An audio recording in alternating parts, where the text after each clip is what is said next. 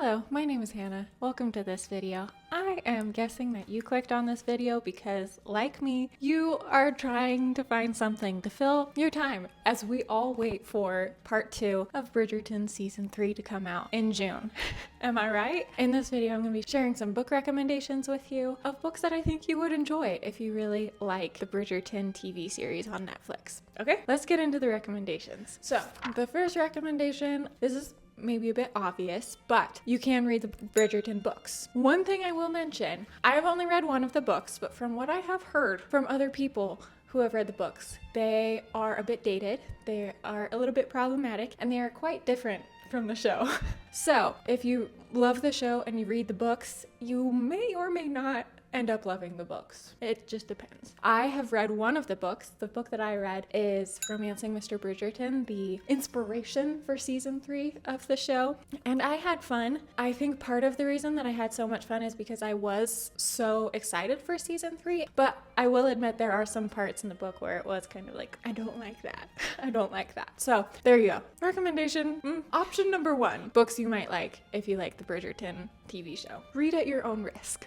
Now, if you love the show, you've read the Bridgerton books and were disappointed by them and you wish that the books were more like the show, here's another series that I have heard is more in line with what the Bridgerton TV show is. This is a series of romance novels, all based on siblings in a family. Each book is based on a different sibling's love story, kind of like Bridgerton, and it is set in the Regency time period, just like Bridgerton is. This is called the Wild Winchester series. The reason that this is a little bit more in line with what the TV show Bridgerton is that there's a little bit more diversity in this book. There's more representation. You have a couple of the books, a couple of the siblings are gay, and so you have that representation in this series. It's more inclusive all around. So if you really like that aspect of the show and you wish that the Bridgerton books were more like that, check out the Wild Winchester series. Okay, moving on. This next recommendation I have for you is an author who I love. whom I love. And because I love her so much, I'm going to recommend her to you. Her books all take place at this same time period in this Regency era. They were written in this Regency era. So I'm recommending Jane Austen's books, okay? They are classics, and if you aren't used to reading classics, they may be a little bit difficult to get into. I will say these aren't romances in the modern sense, and because of that, it does really feel like a slow burn to get to the point where the main characters realize they're in love and all that. So there's that, but it does take place in Regency era England, and so if you just like that setting, you like that historical time period, please check out Jane Austen. I love all of her books. My personal favorite is Emma, so I would highly recommend Emma, and obviously Pride and Prejudice is her most popular work, and I totally understand why that one is a masterpiece as well. So check out those two if you want to get into more classics that are similar to Bridgerton.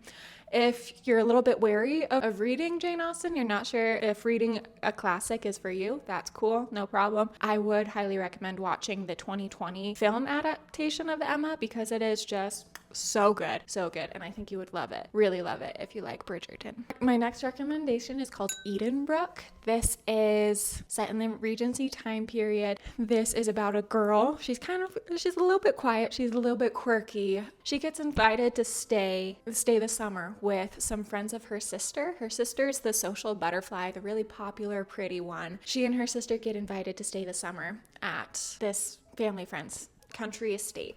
And so this is a bit out of her comfort zone, but she goes anyway to spend some time with her sister. And along the way, she finds love. She falls in love. And she has some adventures getting to and from this country estate. She may or may not get kidnapped by a highwayman. The drama. It is so much fun. The banter and the parts where she's falling in love, it feels a little bit more modern, a little bit faster paced than Jane Austen. The banter is just so cute. There's a lot of flirting. Like I said, she's a little bit awkward, a little bit quirky. She's not very great at flirting, but it's so cute to watch her try. And there's one point where she's being taught how to flirt. It's It's so fun. I love this book. I would highly recommend it if you're expecting spice. This does not have that, but it is still very cute. So just so you know. All right, if you read Edenbrook, you love Edenbrook, and you want more of that same flavor, the same author also wrote a novel called Blackmore, and this is about a girl who has sworn she'll never marry. We don't know why. There may be reasons. But she's sworn she'll never marry and wants to go to India with her aunt who lives in India so that she doesn't have to be in England surrounded by people who want her to get married, right? But her mother is one of those people who really wants her to get married and thinks that is the only option. So she and her mother come to a compromise and say, okay, and they make this deal. If she goes with her friends to their country estate for the summer and she secures 3 marriage proposals and turns all 3 of them down, then she can go to India. Her childhood friend Henry, who owns this country estate, is helping her because he wants to see her live out her dreams, right? So that's what this book is about. If you can't just tell by the synopsis, this is a childhood friends to lovers situation. It's very cute. It has that same flavor, that same kind of writing style as Edenbrook because it's the same author, and so like the banter, the relationship between the 2 love interests feels very written kind of in a modern way, and I like that. I like it a lot. My next recommendation is for everybody who loves Eloise from Bridgerton. If Eloise is your favorite character and you like her like forward-thinking, progressive, feminist characteristics, you're gonna like this next recommendation. This is called Bringing Down the Duke. And this takes place a little bit later in history than Bridgerton does. It takes place in the Victorian era in England, and it is about a suffragist who is fighting for women's rights and along the way falls in love. This is the first in a whole series called called A League of Extraordinary Women, about all of these women who are fighting for women's rights, fighting for the right to vote and all these things, and they all find love as they are fighting for equality. If that sounds interesting to you, this particular book, this first book, Bringing Down the Duke, is a little bit of a enemies, or like a little bit of a enemies to lovers, a little bit of a like butting heads, 2 people that don't agree with each other, then falling in love. So if that's your vibe, I think you'll like this book a lot.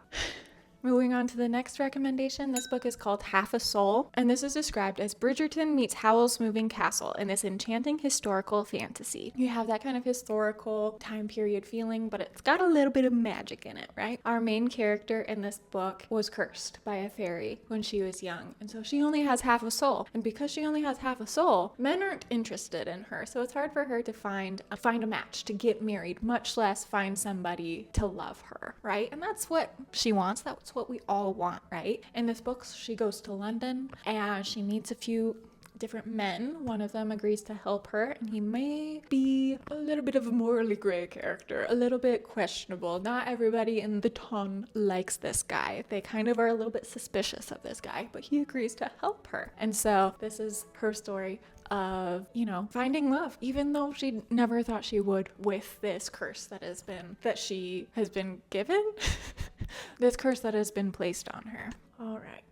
My very last recommendation for you is called Austenland, and this is for anybody who wants to just transport themselves through time into Regency era England and live out this like romantic fantasy that we see in all of these like Regency romances, right? This is for that person, anybody who feels that way, because in this book, this takes place in the 21st century, and we have the main character in this book loves Jane Austen, loves all of the books so much, and she finds this experience in England called Austenland, where you can pay to go have this Jane Austen experience. They dress you up, you go to balls, you go to fancy dinner parties, all dressed up, you act out this like romance storyline.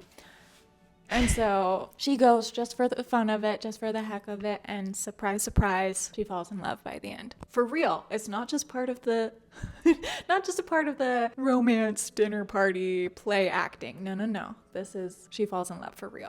So if you've ever wanted an experience like that and you want to live vicariously through Jane, please read this book. It is such a fun time. All right.